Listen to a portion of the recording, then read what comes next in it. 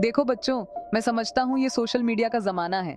Likes, comments, followers, ये सब exciting लगता है, पर सोचो इसका तुम्हारे फ्यूचर पर क्या असर पड़ेगा। पढ़ाई पीछे छूट रही है, अटेंडेंस कम हो रही है। सर, हम पढ़ाई भी मैनेज कर रहे हैं। ये तो बस एक हॉबी है। हॉबी? ये हॉबी तुम्हारे ग्रेड्स पर भारी पड़ रही है। अराव, रिया, तुम तो टॉपर थी, अब क्या हो गया है? ये टिकटॉक, ये वीडियोस, करियर पर फोकस करो। मैं ये नहीं कह रहा कि क्रिएटिव होना गलत है, पर हर चीज का एक सही वक्त होता है।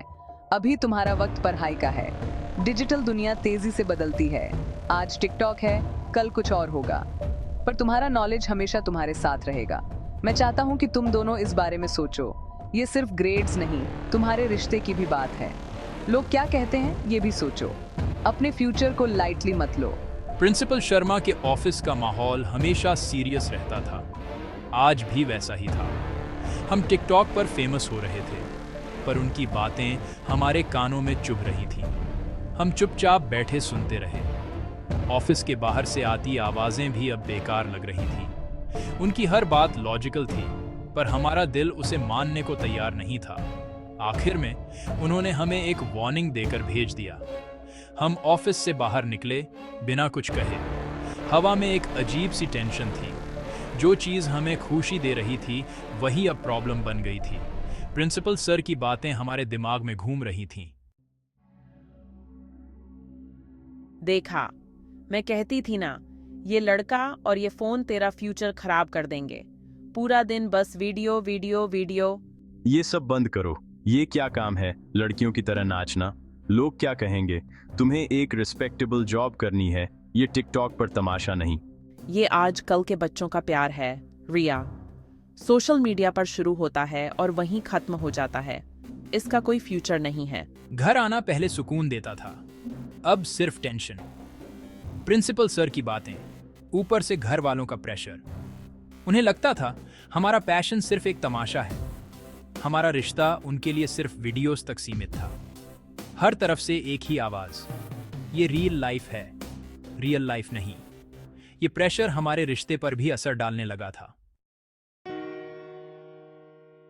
रिया, शायद वो लोग सही कह रहे हैं। मैं अपने पापा को और डिसअपॉइंट नहीं कर सकता। तो हम सब कुछ छोड़ दें, अपने ड्रीम्स, और हम कुछ टाइम के लिए ब्रेक लेते हैं। दोनों अपनी पढ़ाई पर फोकस करते हैं। जब सब ठीक हो जाएगा तब देखेंगे। वो दिन मुझे आज भी याद है। हम कॉलेज के गार्डन में बैठे थे। माहौल हैवी था। प्रिंसिपल की बातें, घर वालों के ताने, सब कुछ हमारे बीच आ गया था। उसकी आवाज में एक हार थी। मैंने उसकी तरफ देखा। मेरी आंखों में आंसू आ गए थे। उसने मेरा हाथ पकड़ा और बोला, तब देखेंगे। ये एक ब्रेकअप था, पर इसमें गुस्सा नहीं था, बस मजबूरी थी। हमने डिसाइड किया कि हम सोशल मीडिया से भी दूर रहेंगे। एक दूसरे को अनफॉलो करना ताकि आगे बढ़ना आसान हो। वो अनफॉलो बटन क्लिक करना मेरी जिंदगी का सबसे मुश्किल काम था। हर वीडियो, हर फोटो, सब एक झटके में हिस्ट्री बन गया। हमने ये फैसला इसलिए लिया था ताकि हम अपने परिवार को खुश कर सकें, पर इसकी कीमत हम अपनी खुशी देकर चुका रहे थे। घर आकर मैंने सबको बता दिया कि हमने ब्रेक ले लिया है। सबके चेहरे पर एक अजीब सी राहत थी। उन्हें लगा कि उनकी जीत हुई है, पर उन्हें ये नहीं पता था कि उन्होंने मुझसे मेरा सबसे कीमती हिस्सा छीन लिया था। उस रात मैं बहुत रोई। अराव के बिना मेरी दुनिया खाली हो गई थी। हमने एक दूसरे से दूर जाने का फैसला तो कर लिया था, पर इस दूरी के साथ जीना कितना मुश्किल होगा ये नहीं सोचा था।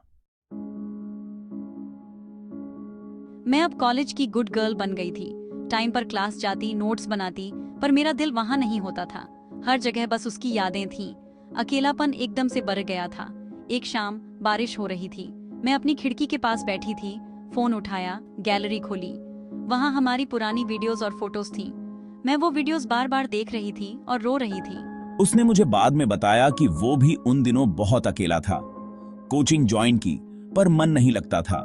वो भी रात भर हमारे पुराने टिकटॉक्स देखता था। अलग होने के बाद के दिन अजीब थे। हमने दुनिया को दिखाने के लिए दूरी बना ली थी, पर सच तो ये था कि हम अपने दिलों में पहले से भी ज्यादा करीब आ गए थे।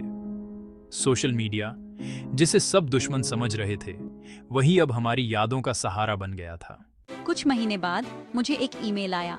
हमारा channel best jodi of the year के लिए नॉमिनेट हुआ था। मैं हैरान थी। मैंने आरव को मैसेज किया, उसका रिप्लाई तुरंत आया, हमें जाना चाहिए रिया। अवार्ड नाइट पर हम दोनों अकेले अकेले पहुंचे। इतने टाइम बाद उसे देखना, वो बिल्कुल वैसा ही था। जब हमारी कैटेगरी अनाउंस हुई, मेरा दिल जोरों से धड़कने लगा। And the award for the best jodi of the year goes to Riya and Aarav. Thank you. ये अवार्ड हमारे लिए बहुत मायने रखता है। मेरा सपना ये ट्रॉफी नहीं है, मेरी असली इंस्पिरेशन वो है। उसने मेरी तरफ इशारा किया। पूरा हॉल शांत हो गया। ये अवार्ड मेरा नहीं है, ये हमारा है। Thank you. स्टेज से उतरते ही मैं बिना कुछ कहे वहां से चली आई। आरव की बातों ने मुझे अंदर तक हिला दिया था। तभी आरव भागता हुआ मेरे पास आया। रिया, रुको, प्लीज मेरी बात सुनो। उसने मेरे हाथ पकड़े और बोला, आई नो मैंने सब गड़बड़ कर दी। तुम्हारे बिना कोई लाइफ रियल नहीं है। वो मेरे सामने अपने घुटनों पर बैठ गया, बिल्कुल फिल्मों की तरह। उसने अपनी जेब से फोन निकाला, बोला, रिंग नहीं है, पर मेरे पास हमारी पहली वीडियो है। रिया, मैं सोशल मीडिया की लैंग्वेज में एक्सपर्ट हूं, पर फीलिंग्स एक्सप्रेस करने में फेल हो जाता हूं। तो आज मैं वैसे ही कहूंगा जैसे मैं सबसे अच्छा कर सकता हूं। उसने फोन की स्क्रीन मेरी तरफ की और बोला, Riya, will you be my permanent collab partner? मैं तुम्हें अपनी लाइफ में फॉलो करना चाहता हूं, मौंदे हमेशा के लिए। मैं प्रॉमिस करता हूं कि मैं तुम्हारी हर खुशी को बहन का है लाइक करूंगा, तुम्हारे हर दुख को शेयर करूंगा। हमारे बीच कभी कोई ढंडा ऐड नहीं आएगा। मैं तुम्हारे साथ अपनी पूरी लाइफ ड्यूएट करना चाहता हूं। मेरे पास शब्द नहीं थे, मैं बस रो रही थी, पर ये खुशी के आंसू थे। मैंने हाँ में सर हिलाया। वो उठा और उसने मुझे गले लगा लिया। हमारा पॉज बटन अब प्ले हो गया था। हमने ये समझ लिया था कि लोगों को प्रूव करने के लिए हमें अलग होने की जरूरत नहीं है। उस रात के बाद सब कुछ बदल गया। हमने अपने घर वालों से साफ साफ बात की। आरव ने अपने पापा से कहा, मैं पढ़ाई भी करूंगा और कंटेंट भी बनाऊंगा, और रिया मेरी स्ट्रेंथ है। मेरी मम्मी को भी मैंने समझाया कि ये सिर्फ नाच गाना नहीं है, ये मेरा पैशन है। उन्होंने हमें एक मौका देने का फैसला किया। हमने कॉलेज में भी बैलेंस करना शुरू कर दिया। हम क्लासेस मिस नहीं करते थे, पर अपने पैशन को भी नहीं छोड़ा।